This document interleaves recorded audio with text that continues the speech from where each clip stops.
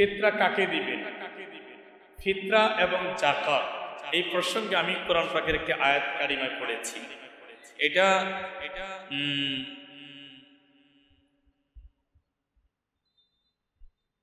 দশ সিপাড়া সূরাতুত তাওবা ৬০ নম্বর আয়াত, ১০ নম্বর সিপাড়া সূরাতুত তাওবার ৬০ নম্বর আয়াতে কারিমায় থেকে এখানে বলছেন আপনি কাকে যাকাত দিবেন। ৮ শ্রেণীর ব্যক্তিকে আপনি যাকাত দিতে পারবেন। কয় শ্রেণীর ব্যক্তি? ৮ শ্রেণী। এই আয়াতে কারিমা বলছে ৮ শ্রেণীর ব্যক্তিকে আপনি যাকাত দিতে পারবেন।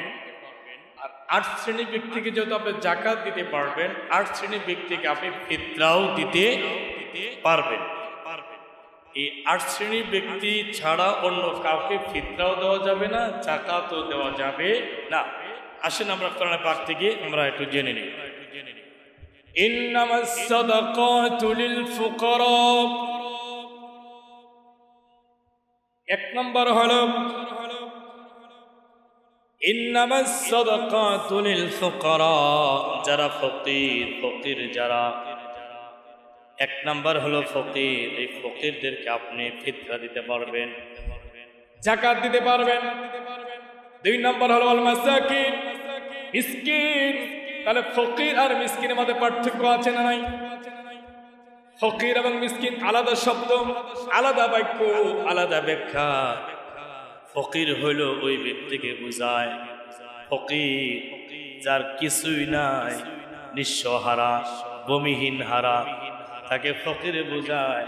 আর যে মিসকিন যাকে বোঝানো হয় এর মধ্যে বাড়ি বিটা আছে, কিন্তু উনি যাকাতের উপযোগী না। অতএব ৭.৫ তোলার স্বর্ণের উপযোগী এবং 52.৫ তোলা রূপার পরিমাণ অর্থ সম্পদ এই মিসকিনের নাই। তাহলে ফকির যিনি, সে নিঃস্বহারা, ভূমিহীন, তার সম্পদ পর্যন্ত নাই, তার বাড়ি ভিটা পর্যন্ত নাই, একে বলা হয় ফকির। আর মিসকিন বলা হয় ওই ব্যক্তিকে যার বাড়ি ভিটা আছে, মোটামুটি চলতে পারে, কিন্তু ৭.৫ তোলা স্বর্ণ এবং 52.৫ তোলা রূপার সমপরিমাণ অর্থ এই মিসকিনের নাই। তাহলে আপনি এই সাদকাতুল ফিতর এবং যাকাত ১ নম্বর দিলেন কাকে? লিল ফুকারা, ফকিরকে। ২ নম্বর হলো ওয়াল মাসাকিন, মিসকিনকে। ৩ নম্বর হলো ওয়াল আমিলিনা আলাইহা, বিধর্মী থেকে যারা ইসলাম গ্রহণ করে, বিধর্মী থেকে যারা ইসলাম গ্রহণ করে ওই ব্যক্তিকেও আপনি যাকাত দিতে পারবেন, ফিতরা দিতে পারবেন। والعاملين عليها والمعلفة قلوبهم وفي الرقاب والغارمين وفي سبيل الله وابن السبيل। তাহলে মিসকিনকে দিলেন ২ নম্বর। ৩ নম্বর হলো কাকে? যিনি দিনের জন্য বিধর্মী থেকে যারা ইসলাম গ্রহণ করে, নতুন যারা ইসলাম গ্রহণ করে এই ব্যক্তিকে আপনি যাকাত দিতে পারবেন, ফিতরা দিতে পারবেন। মনে রাখবেন। ৪ নম্বর হচ্ছে ঋণগ্রস্ত, আপনি ঋণগ্রস্ত ব্যক্তি যে আছে তাকে আপনি যাকাত দিতে পারবেন, হলো ৪ নম্বর। ৫ নম্বর কর্মচারী, আপনি দোকানের কর্মচারী, আপনি ব্যবসার কর্মচারী, আপনি গাড়ির কর্মচারী, আপনি বাড়ির কর্মচারী, আপনি বাড়ির গেটের পাহারাদার, আপনি বাড়ির আপনি বুয়া, কাজের ছেলে, কাজের মেয়ে, কাজের বুয়া, এই কর্মচারীদেরকে আপনি যাকাত দিতে পারবেন, ফিতরা দিতে পারবেন। খালি ঋণগ্রস্ত এবং কর্মচারী এদেরকে আপনি ফিতরা দিতে পারবেন। অন্যথায় অন্য কাউকে আপনি ফিতরা দিতে পারবেন না।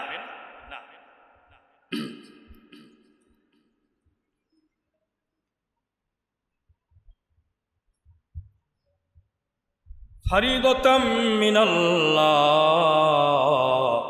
আল্লাহু আলিমুন হাকীম। আমাদের দেশে এই প্রচলনটা নাই। আরেকটি বিষয়, আমরা দাস এবং দাসী, আমাদের সৌদি আরবে বা আরবিক কান্ট্রিতে প্রচলন আছে। দাসীকে টাকাটা কিনে নেওয়া যায়, সময়ের জন্য টাকাটা কিনে নেওয়া যায়, দাস এবং দাসী। যে আমি 2 বছরের জন্য 3 বছরের জন্য আমি তোমাকে কিনে নিলাম 3 বছর, এবং এই দাস এবং দাসীদেরকে আপনি যাকাত দিতে পারবেন, ফিতরা দিতে পারবেন। আরেকটা হচ্ছে ঋণগ্রস্ত বলছি জিহাদকারী, যারা দিনের জন্য, ইসলামের জন্য, দেশের জন্য যারা জিহাদ করে, এই 8 শ্রেণীর ব্যক্তিকে আপনি যাকাত দিতে পারবেন এবং ফিতরা দিতে পারবেন। তাহলে এই 8 শ্রেণীর মধ্যে দেখেন ফকির,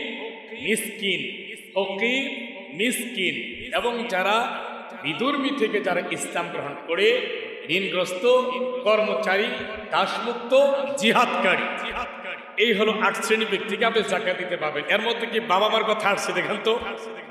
উদ্দেশ্যমূলক নিজের আপন বাবা মা, আপন দাদা দাদি, আপন নানা নানি আসছে কিনা, আপন ভাই বোন। তাহলে এই কথা দ্বারা বোঝা গেল এখানে একটা মাসলা আছে যে নিজের আপন বাবা মাকে যাকাত দেওয়া যাবে না, নিজের দাদা দাদি, নিজের নানা নানিকে যাকাত দেওয়া যাবে না, নিজের আপন ভাই বোনকে যাকাত দেওয়া যাবে না, ফিতরা দেওয়া যাবে না, নিজের বাবা মাকে ফিতরা দেওয়া যাবে না, নিজের দাদা দাদি, নিজের নানা নানিকে ফিতরা দেওয়া যাবে না।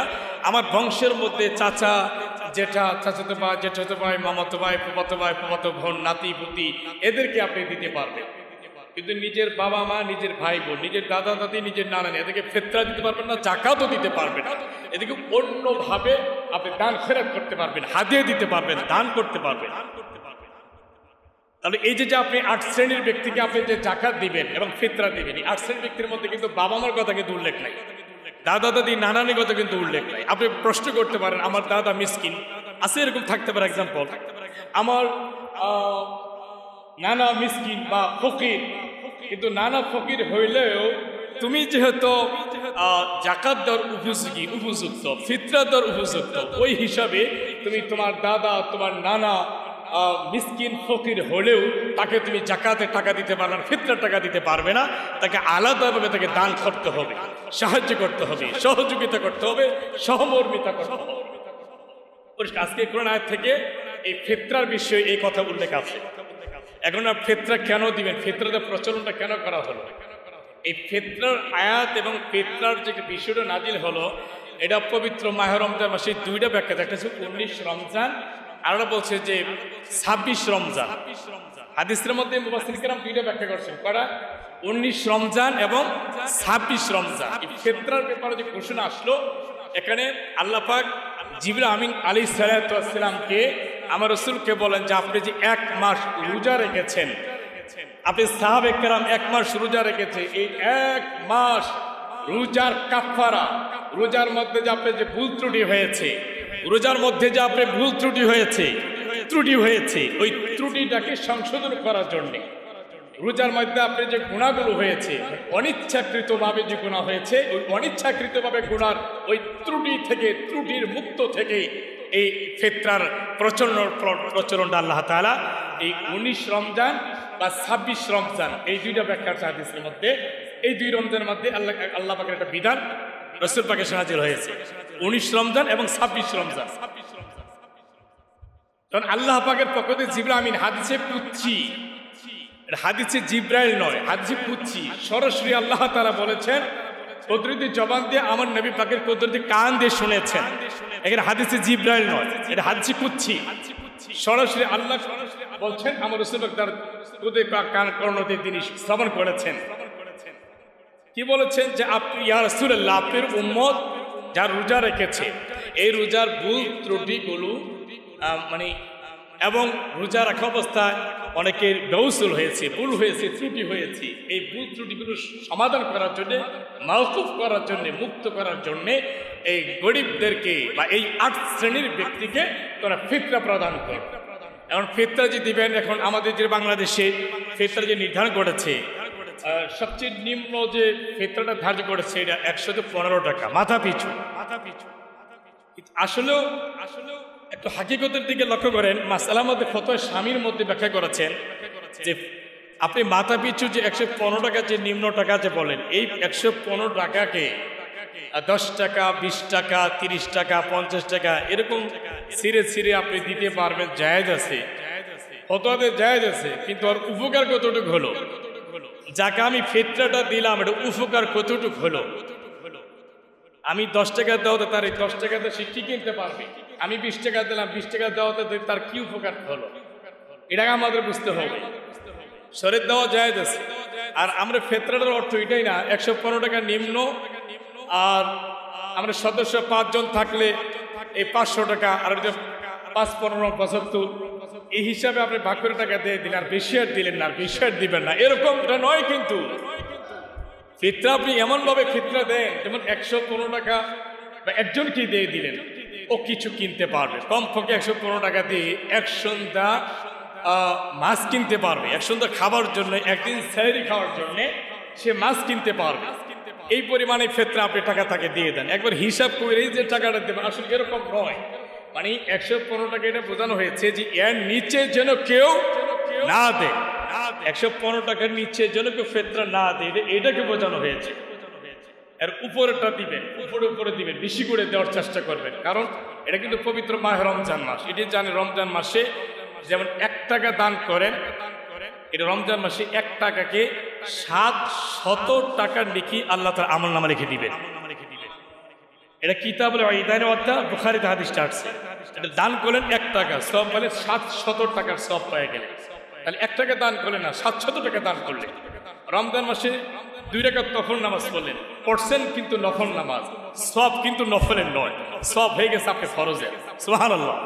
আর রমজান মাসে একটি ফরজ ইবাদত করছেন, একটি, কিন্তু সব কিন্তু একটি ফরজের নয়।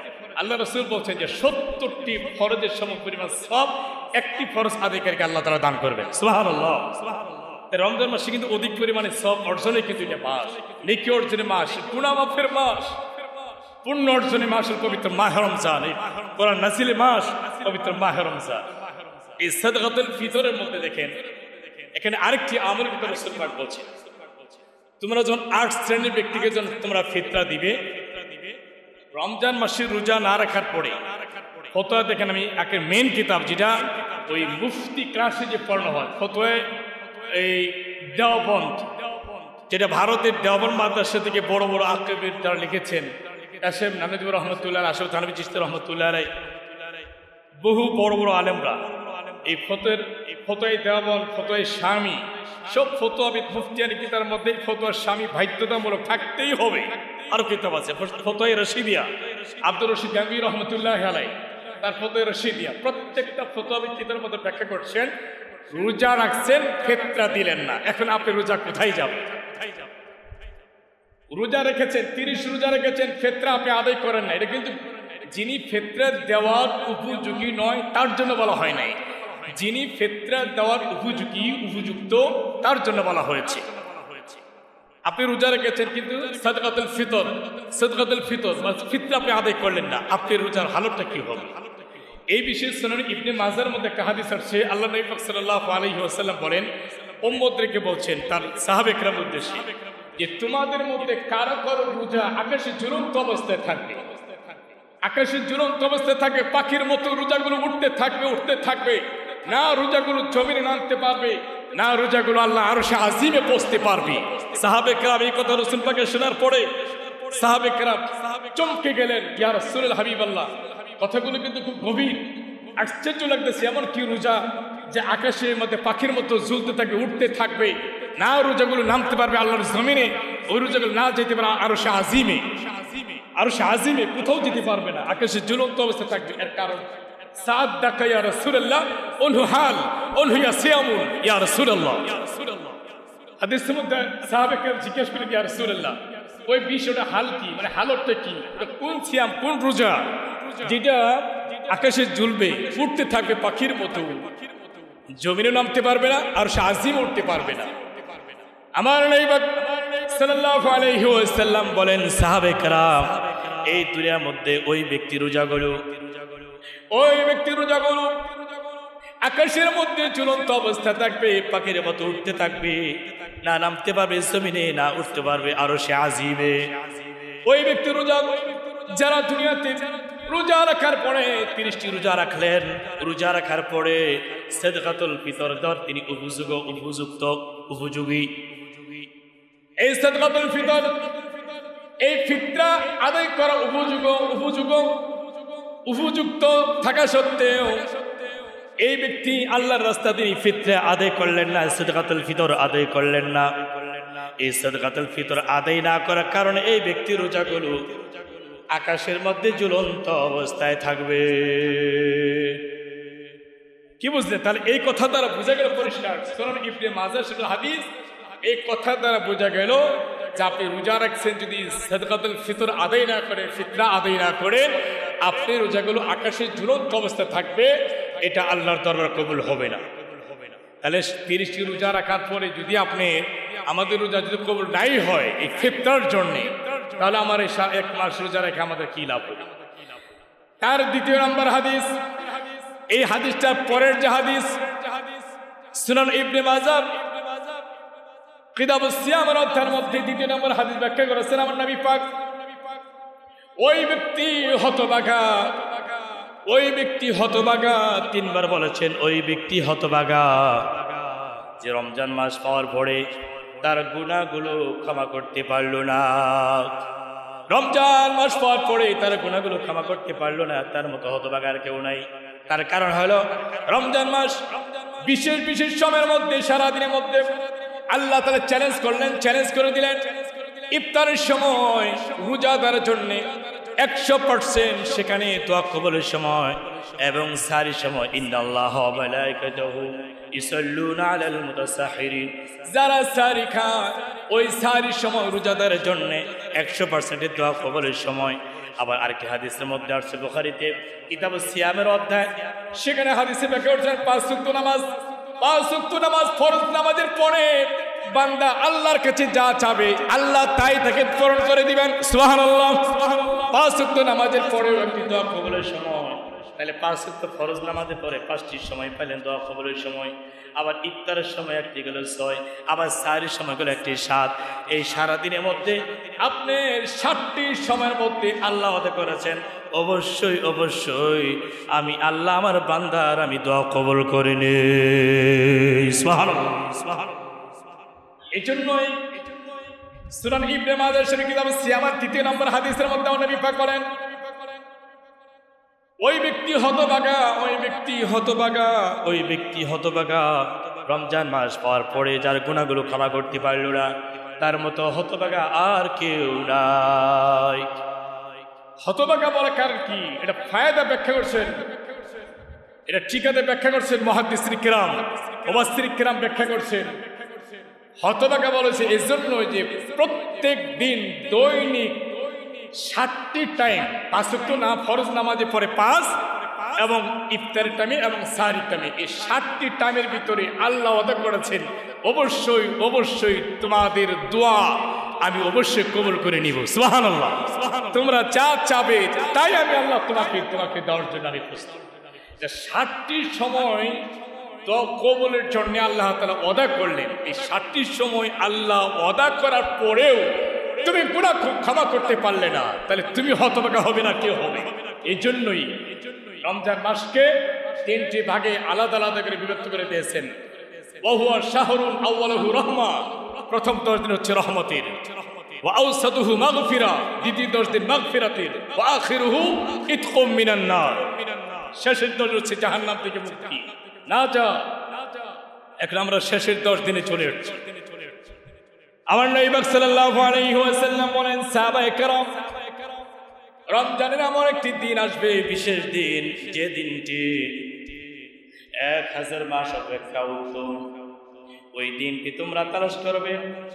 রমজানে 21, রমজানের 23, রমজানে 25, রমজানের 27, রমজানে 29, এই বিজুর রাতগুলোকে তোমরা সবে কদর তোমরা তালাশ করবে। সাহাবায়ে কেরাম জিজ্ঞেস করলেন, ইয়া রাসূলুল্লাহ, ইয়া হাবিবাল্লাহ, সবে কদর কোনো আলামত আছেনি? আমার নবী পাক বলেন, হ্যাঁ, সবে কদর কিছু সিম্পটম আছে, কিছু আলামত আছে। যেই দিন সবে কদর রজনী হয়ে যাবে ওই দিন আকাশ থাকবে ভারী ঠান্ডা, আকাশ ভারী থাকবে, উষ্ণ রোদ, প্রচন্ড গরম, প্রচন্ড তাপমাত্রা, এরকম রোদ। ওই দিন যেই দিন নাকি সবে কদর রজনী হয়ে যাবে, সবে কদর রাত হবে, সেই রাত্র হবে ঠান্ডা আকৃতি থাকবে, ঠান্ডার ভাব থাকবে, কখনো বৃষ্টিও হইতে পারে, বাতাস বইতে পারে, আকাশ থেকে একটি রহমত। কারণ ওই দিন হচ্ছে পুরো রাত, মাগরিবের আজান থেকে নিয়ে ফজর পর্যন্ত পুরো রাত আল্লাহ তাআলা জিবরিল আমিনকে দিয়ে দুনিয়াতে 70,000 রহমতের ফেরেশতার সবুজ পতাকা নিয়ে দুনিয়াতে প্রেরণ করে দেওয়া হয়। বলেন সুবহানাল্লাহ। এই শবে কদর নজুলি 70,000 রহমতের ফেরেশতা হযরত জিবরিল আমিন আলাইহিস সালাতু ওয়াস সালাম শবে কদর রাতে তিনি হাজির হবেন, উপস্থিত হবেন সবুজ পতাকা নিয়ে। আর ওই ব্যক্তিকে বেষ্টন করবেন, যে ব্যক্তি দাঁড়ায় দাঁড়ায় আল্লাহ পাকের ইবাদত করবে, রুকু অবস্থায় আল্লাহর ইবাদত করবে, সিজদা অবস্থায় আল্লাহ পাকের ইবাদত করবে, কোরআনে পাক তেলাওয়াত করবেন, জিকির আজকার করবেন, তাসবিহ তাহলিল পড়বেন, ওই আমলকারীদেরকে আল্লাহ তাআলা ওই জিবরিল আমিন আলাইহিস সালাতু ওয়াস সালাম ওই আমলকারীকে ইবাদতকারীকে বেষ্টন করে ফেলবেন। বেষ্টন করে আল্লাহর কাছে বলবেন, হে আল্লাহ, উনহু মাগফিরা, উনহু মাগফিরা।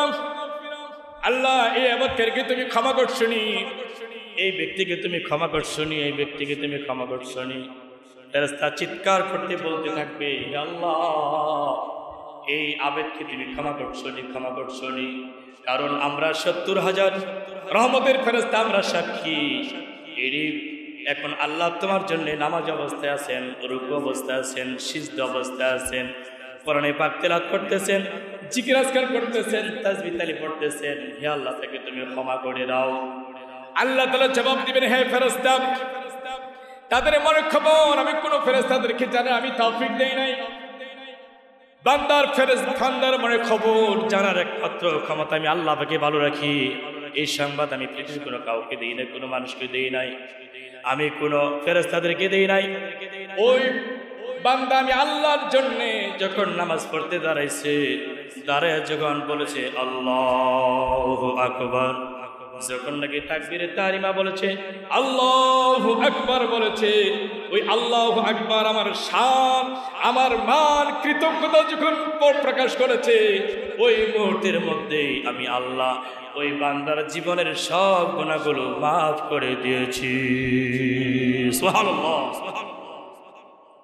শবে কদর রাত্রে দেখেন, আপনি নামাজ পড়তেছেন একা, আপনি নিজে ব্যক্তিগত নামাজ পড়তেছেন শবে কদরে, কিন্তু আপনার চারদিকে 70,000 রহমতের ফেরেশতা জিবরিল আমিন সহ সবুজ পতাকা নিয়ে আপনাকে বেষ্টন করছে, আপনাকে বেষ্টন করে আছে এবং দোয়া করতেছেন, উনহু মাগফিরা, উনহু মাগফিরা, উনহু মাগফিরা, হে আল্লাহ, উনহু মাগফিরা। আপনাকে এই ব্যক্তি ক্ষমা করেছেন। চিৎকার করতে যখন শুরু করবে, আল্লাহ তাআলা তার কুদরতি জবানে জবাব দিতে শুরু করবেন ফেরেশতাদেরকে। বলেন সুবহানাল্লাহ। এত চিৎকার করতেছে, নামাজ পড়তেছে, রুকু অবস্থায় আছেন, সিজদা অবস্থায় আছেন, কোরআনে পাক তেলাওয়াত করতেছেন, জিকির আজকার করতেছেন, নফল নামাজ পড়তেছেন, তাসবিহ তাহলিল পড়তেছেন, ইস্তিগফার পড়তেছেন, দুরূদ শরীফ পড়তেছেন, আমল অবস্থায় আছেন। আল্লাহ তখন বলে, ফেরেশতারে, আমি তাকে তার জীবনের সব গুনাহগুলো মাফ করে দিয়েছি। এই জন্য শবে কদরের প্রসঙ্গে আমার আল্লাহ পাক কোরআন পাকের মধ্যে এই শবে কদর প্রসঙ্গে উল্লেখ করেছেন, ব্যাখ্যা করেছেন। বনী ইসরাঈল গোত্রের একজন আবেদ, তিনি সারাদিন রোজা রেখেছিল, সারাদিন রোজা রেখেছিল, পড়তেন। রোজা অবস্থায় বিধর্মীদের সাথে তিনি যুদ্ধ করতেন, বিধর্মীদের সাথে তিনি জিহাদ করতেন, ইসলামের জন্য জিহাদ করতেন।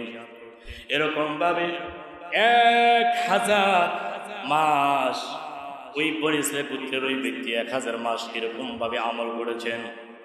এই ঘটনা যখন আমার প্রিয় নবী সাল্লাল্লাহু আলাইহি ওয়াসাল্লাম সাহাবে কেরামের সঙ্গে যখন ব্যাখ্যা করলেন, আলোচনা করলেন, তখন সাহাবে কেরাম আব্দুল্লাহ ইবনে জুবাইর, আব্দুল্লাহ ইবনে ওয়াক্কাস, আব্দুল্লাহ ইবনে আমর, শের খুদা হযরত মাওলানা আলী কারামাল্লাহু ওয়াজহু, হযরত ওমর ফারুক রাদিয়াল্লাহু তাআলা প্রমুখ সাহাবে কেরাম তারা আফসোস করতে শুরু করলেন, ইয়া রাসূলুল্লাহ, ইয়া হাবিবাল্লাহ।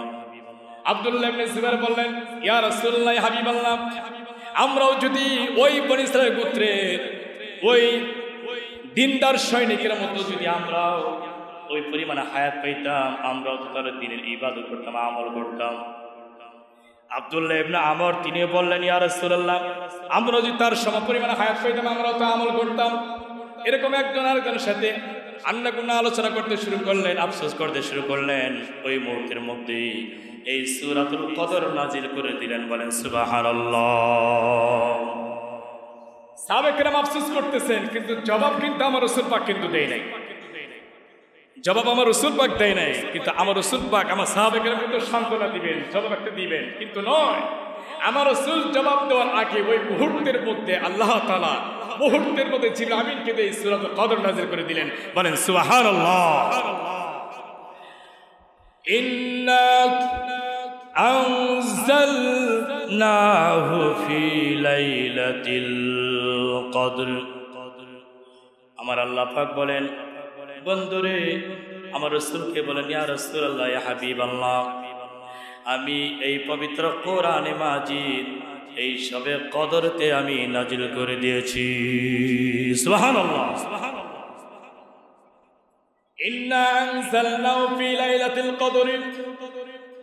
আল্লাহ পাক আমার রাসূলকে প্রশ্ন করেন, লাইলাতুল আমা আদরাকা মা লাইলাতুল কদর। হে নবী, আপনি লাইলাতুল কদর সম্পর্কে আপনি কি জানেন? লাইলাতুল কদরটা কি?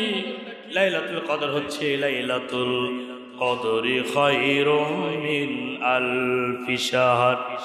এই লাইলাতুল কদর হচ্ছে 1000 মাস অপেক্ষায় উত্তম। সুবহানাল্লাহ। তাহলে বনি ইসরাঈল গোত্রের যে মুসলিম সৈনিক, তিনি 1000 মাস ইবাদত করেছেন, কিন্তু আল্লাহ পাক কি বলছেন? আপনার উম্মতেরা, নবী গো, আপনার উম্মতেরা সবে কদরের এক রাত্র জাগ্রত থাকবে, এক রাত্র আমল করবে, এক রাত্র শুধু আমি আল্লাহ এবং আপনি রাসূলকে বিশ্বাস রেখে, মান কামা লাইলাতুল কদরি ঈমানাও ইহতিসাবান ওয়া ইহতিসাবান গুফিরা লাহু মা তাকদ্দামা মিন জামবি। বুখারী হাদিসের মধ্যে, বুখারী মুসলিম, রাসূল পাক বলেন, যে ব্যক্তি সবে কদরে আল্লাহ রাসূলের প্রতি বিশ্বাস রেখে সবে কদর নেকির আশায়, নেকির আশা, পূর্ণময়ের আশা, পূর্ণের আশা রাত যারা জাগরণ করবে, গুফিরা লাহু মা তাকদ্দামা মিন জামবি, তার পিছনের জিন্দেগির যা গুনাহ আছে সব গুনাহগুলো আমি আল্লাহকে মাফ করে দিব। সুবহানাল্লাহ। সবে কদর রাত্রিতে এরকম আল্লাহ নিজে ওয়াদা করেছেন। এটা হাদিসে কুদসি, আল্লাহ পাকের বাণী, আমার নবী সাল্লাল্লাহু আলাইহি ওয়াসাল্লাম বলেছেন। এই জন্য সবে কদর আল্লাহর লাইলাতুল কদরি খায়রুম মিন আলফি শাহর। সবে কদর হচ্ছে 1000 মাস অপেক্ষায় উত্তম। তানাজ্জালুল মালাইকাতু ওয়ার রূহু ফিহা বিইজনি রাব্বিহিম মিন কুল্লি আমরিন সালামুন হিয়া হাত্তা মাতলাউল ফজর।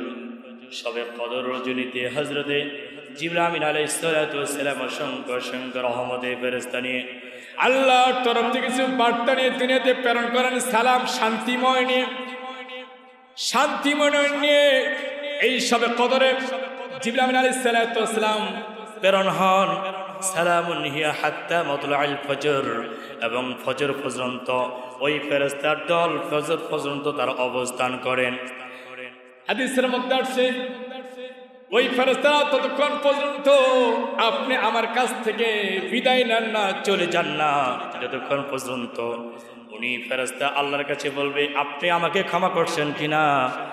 আল্লাহ পাকের কাছে বলবে, হে আল্লাহ, এই বান্দা ক্ষমা করছো কিনা? আল্লাহ যতক্ষণ পর্যন্ত না বলছে এই বান্দাকে ক্ষমা করে দিয়েছি, যখন আল্লাহ পাক ফেরেশতাকে বলবে, হে ফেরেশতা, এই বান্দাকে তো আমি ক্ষমা করে দিয়েছি, ক্ষমা করে দিয়েছি, ক্ষমা করে দিয়েছি, তখন ওই ফেরেশতা আপনি আমার কাছ থেকে দোয়া করে তারপরে চলে যান। আর যদি আপনি এত বিশেষ বিশেষ দিনগুলো থাকতে আপনি এই গুনাহগুলো ক্ষমা না করতে পারেন, তাহলে ফেরেশতারা আপনাকে অভিশাপ দিতে থাকে, বদদোয়া দিতে থাকে ফেরেশতারা।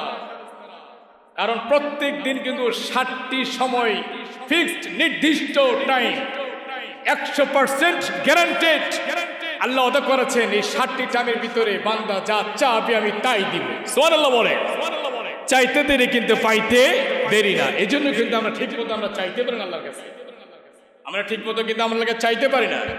এই জন্য বাংলা কি বলছেন, খোদা তোমায় ডাকতে জানি না, খুদা তোমায় ডাকতে জানি না, ডাকার মতো ডাকলে খুদা কেমনে শুনি না, খুদা তোমায় ডাকতে জানি না। এক ডাকিছেন নবী আলী, খুদার শুনে গেছেন মিলি, দিয়েছেন পর্দা খুলে আজকে রব্বানা, খুদা তুমি ডাকতে জানি না, খুদা তোমায় ডাকতে জানি না, ডাকার মতো ডাকলে খুদা কেন শুনি না, খুদা তোমায় ডাকতে জানি না।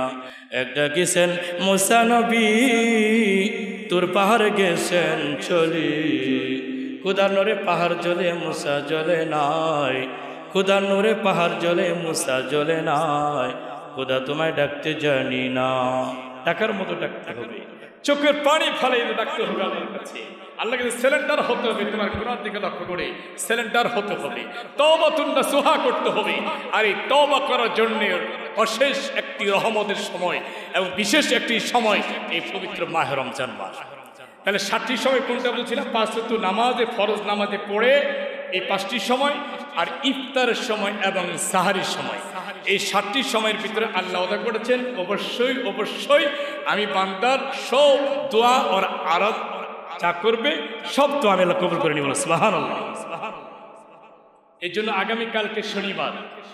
আগামীকালকে শনিবার দিবাগত রাত পবিত্র শবে কদর, যেটা আমরা 27 রাত বলি, আমরা সারা রাত ইনশাল্লাহ আমরা জাগ্রত থাকার জন্য চেষ্টা করব।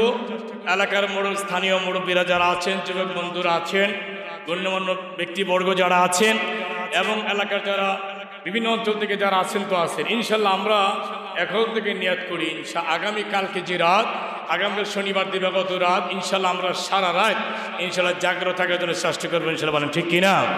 সবাই চাষ আল্লাহ তাআলা আমাদের সকলকে তৌফিক দান করুন, আমিন। এবং যারা ইতিকাফের জন্য যারা আমরা বলেছিলাম সারা দুনিয়ার সকল মুমিন মুসলমান ইবাদত করলে যা নেকি হবে সেই পরিমাণ নেকি আল্লাহ তাআলা ইতিকাফকারী ব্যক্তিকে দান করবেন।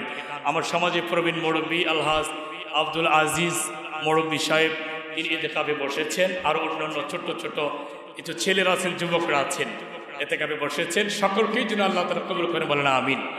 আপনাদের সামনে সংক্ষেপ ঈদ উল ফিতর সম্পর্কে গুরুত্বপূর্ণ একটু দিক নির্দেশনার উপর একটু আলোচনা করবেন এবং তারাবি বিষয়ে মনে একটু আলোচনা করবেন ইকবাল আহমেদ নিশাত সাহেব, জনাব ইকবাল আহমেদ নিশাত সাহেব।